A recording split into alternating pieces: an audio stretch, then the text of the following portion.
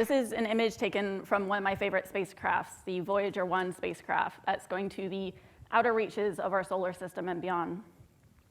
And if you can see that tiny little pale blue speck of a pixel there, that's Earth, as seen from about 4 billion miles away. So that's where you can find me if you need me.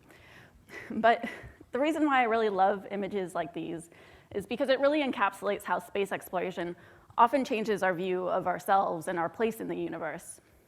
But similarly, I think we should change how we view space exploration. As an example, how many of you are familiar with this image? Raise your hands. Good number of you, great. Yeah, this is from Apollo 8. And how many of you are familiar with this image? A few more of you, okay. This is one of the well-known images from Hubble taken in 1995 of the Eagle Nebula. And what both of these images have in common, obviously, is that a decent amount of us are fairly familiar with them. We've grown up seeing them in various places online and in schools, and we've kind of just seen them everywhere. But that's kind of all we've ever done with them, is just see them. We haven't really interacted with them or tinkered with them very much. And so when I talk about hacking space exploration, I'm really talking about hacking space observation, because that's really the relationship that most of us have with space exploration, is really just observing government agencies and astronauts exploring space on behalf of us, but we ourselves aren't really exploring that much. So some of the history behind that: in 1969, we had a fairly historical event. We sent a man to the moon. But also in 1969, we sent the first message over ARPANET, the early form of the internet. That message was LO for login, and unfortunately, the computer crashed shortly thereafter. But that said, with about 40 years of hindsight, which one of these events has had a greater impact? So it's 2011, and now the internet has millions and millions, and actually close to 2 billion users. And yet, with 50 years of space exploration behind us, only a little more than 500 people have actually ever been in space. This, to me, is incredibly sad and broken. Because when you look at all those images from NASA that you've grown up with, while they're breaking through sound barriers, they're not really breaking through much else. They're not really that open. But what if space exploration were open? That's a question that myself, Institute for the Future, a great think tank here in Palo Alto, Jane McGonigal, a well-known game designer, we asked that to a number of people. We asked, what will you do when space is as cheap and accessible as the web is today? So if you could imagine owning a cube satellite for around the price of an iPod, how would that change us? So we asked people to forecast how it might change us positively and negatively, and people talked about how it might change our environment and how it might change our psychology. But one of the most important things that I thought people forecast was that they thought it would create a citizen science renaissance. That simply having access to space exploration, similar like we do the web, would actually inspire people to actively contribute to it and actually get involved in it. And this is because doing something changes how you see it. So actually doing science and doing space exploration actively changes your relationship with it from something of observation to something you're actively participating in and actively contributing to. And this relates to my personal story. Because back in 2008, I was watching a great documentary that I recommend called When We Left Earth. It was a documentary about the Apollo missions and about NASA over the last few decades. And I found this so incredibly inspiring that I decided I wanted to work at NASA. But I had no idea if they needed someone like me. I have no formal science background whatsoever. My degree is in graphic design. I had been working at VML, a WPP agency, for a number of years. And so I really didn't know if they needed someone like me. But I sent them a shot-in-the-dark sort of email saying that I was a huge fan of everything that they did. And if they ever needed a volunteer or if they ever needed someone to work part-time or anything, I was around. It was a total fangirl moment. And it was really interesting because serendipitously, I was able to get a job based off of that email at NASA. And it was this incredibly inspiring event. I got to learn from scientists about dark matter and robots, and working at NASA is like getting paid to go to school. It was a really inspiring event. I got to learn so many things. But one of the most important things I ended up learning while I was at NASA was that I didn't need to be an astronaut in order to explore space. Not only did I end up learning I didn't need to be an astronaut to explore space, but I ended up learning I didn't even need to work at NASA to explore space. And so I left. But, and this is something that a lot of people are realizing, is that like the Tron guy who wants Tron to become a reality now, we want space exploration to become a reality now. We don't want to look like dorks for asking for space exploration. It shouldn't be science fiction. It should be a reality. You shouldn't have to be one of the lucky few who works at NASA. But hacking space exploration also goes one step beyond the sort of Instructables DIY culture of doing something just for yourself. It's about saying, you know what? I have no idea how to build a robot, but I'll be damned if I'm going to let that keep me from sending stuff into space. And this isn't Photoshop, this is a real image. Kids from the UK actually built a system in which they could actually launch their teddy bears into space. So these were 11 and 13-year-old kids who partnered with the University of Cambridge to do this, and they actually sent their teddy bears into space. They didn't say, well, I don't know how to build a robot, so I guess I can't launch anything. They didn't really have any access barriers. And so hacking science and space exploration isn't just about getting excited and making things, but it's about getting excited and making disruptively accessible things. Things that really disrupt the current state of science and a lot of the elitism around it, and truly make it accessible for everyone. And there's a lot of projects that are already doing this, one of which is the Google Lunar X Prize, which is a $30 million competition to build and send a robot to the moon. And the really great thing about this is that it's not government agencies who are doing this. This is teams of individuals from around the world who are doing this. And it's pretty exciting, because if you can just imagine, just think for a moment, 7 years before we landed a human on the moon, 7-year time span, we were crash landing robots there. So in 7 years, we went from not even being able to successfully land a robot on the moon to landing humans there. And if you can imagine, within the next couple of years, these teams from around the world will be launching their robots to the moon. It's a pretty exciting decade for space exploration. But if you think robots are kind of dumb, that's okay. Robots are actually fairly dumb still. There's a lot of things that humans are good at that robots kind of suck at. And with that in mind is a project called Galaxy Zoo.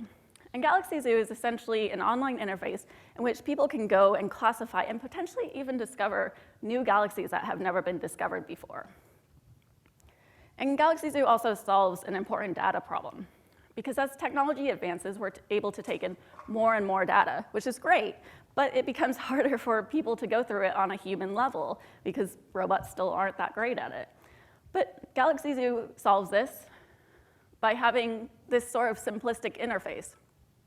So Galaxy Zoo essentially gives you an image of a galaxy and asks you some very basic questions about it, like, is it a spiral galaxy? Is it elliptical? It asks you to classify it. It's a fairly low learning curve in order to get involved in this, and it uses open data from the Sloan Digital Sky Survey and from Hubble. But the important thing about Galaxy Zoo is that they don't believe in using data monkeys. So this isn't some sort of mechanical Turk operation where you do work and some scientist takes the credit for it. The work you do on Galaxy Zoo actually gets credited to you. So if you're one of the people who discovers a new galaxy, your name goes on the scientific paper for it. So it's pretty awesome. And this actually happened in the case of the green peas galaxies. These were galaxies that were discovered entirely by Galaxy Zoo members. And it's because Galaxy Zoo not only gives you that pretty picture of an image, but it also allows you to dig into the data behind it. So if something looks a little bit peculiar or odd, you can begin to investigate it. And that's actually what happened in the case of the green peas galaxies. And pretty soon after, you had people on the forums, some with science backgrounds and some without science backgrounds, collaborating to try and figure out what these were. And they ended up finding one of the most efficient star-forming galaxies discovered to date. And if you're feeling bad for the robots, don't, because all of this human work leads to better machine learning. So hopefully the robots can get a little bit better at doing this without overtaking us, so hopefully. So if you're intrigued about projects like these and ways in which you can actively contribute to space exploration, a lot of these projects can be found on spacehack.org. And so you can find projects like Planet Hunters, in which you can try and discover new exoplanets that have never been discovered before. Projects like the University Rover Challenge, in which you can build the next wave of Mars rovers. Projects like Citizen Sky, where you can investigate why a star gets eclipsed by a huge, mysterious black object ever so often. And projects like the TubeSat kit, in which you can build and launch your own satellite for $8,000 flat. So all of that's on spacehack.org, which is a directory of ways to participate in space exploration that I created when I left NASA. But all these projects follow sort of these different modes of invading space. They're all about open collaboration and disruptive accessibility. So really opening up the stage for people from all different kinds of backgrounds, not just developers, not just hardware hackers, not just designers, all different types of people coming together to collaborate and really push space exploration forward. And they're also about active contribution. So these are projects not exactly like, at replying NASA on Twitter and hoping that they might listen to you. These are things that you're actively contributing to scientific discovery through. And one last point that I want to spend a little bit of time on is the idea that open doesn't mean accessible. And by open doesn't mean accessible, I mean that there's a lot of data already out there and open in the scientific community. But it's either buried deep in a government website or it's really difficult to understand. And so it's not really that accessible. If you think back to the Galaxy Zoo project, that data was already open and out there. But it wasn't until someone built an interface to it that it really allowed hundreds of thousands of users to go through and be classifying and discovering galaxies, which they are. So out of this frustration that there's a lot of open stuff out there, but no one's doing anything interesting with it, came an event called Science Hack Day. And Science Hack Day is essentially an event that brings together designers, developers, scientists, and just any enthusiastic person in the same physical space to see what awesome, amazing things they can build with science over a 24-hour period. And people build some pretty amazing things. They build high-altitude balloons that map the Earth's surface below. We had someone build a lamp that would light up every time an asteroid flew by the Earth, so it's sort of like a death lamp. We had people build DNA ties so that it was a tie that would light up in your individual DNA sequence depending on who wore it. The cool thing about this is that it was made by a couple of biotech students, and it uses Arduino, the microcontroller platform, to power up those lights. But prior to coming to Science Hack Day, they had never used Arduino before. So it's not just about people coming to learn about science, though you can definitely do that, but it's about learning new ways of prototyping and really contributing to science and interacting with science. We also had someone come and take particle collision data and map it to sounds. So if you could imagine, instead of seeing a visualization of what a particle collision looks like, you could actually hear what a particle collision might sound like. It's pretty amazing, and it was pretty amazing to listen to. And right about now, you might be asking, well, these are really cute and adorable and fun, but how are they actually contributing to science? And the great thing about this particle wind chime is that it's actually being looked into by accelerator laboratories as a sort of augmented diagnostic tool for people to be able to not only be surrounded by a bunch of screens telling them how the accelerator is doing, but also get used to the sounds and how it sounds and be able to tell if something sounds a little bit off about the accelerator.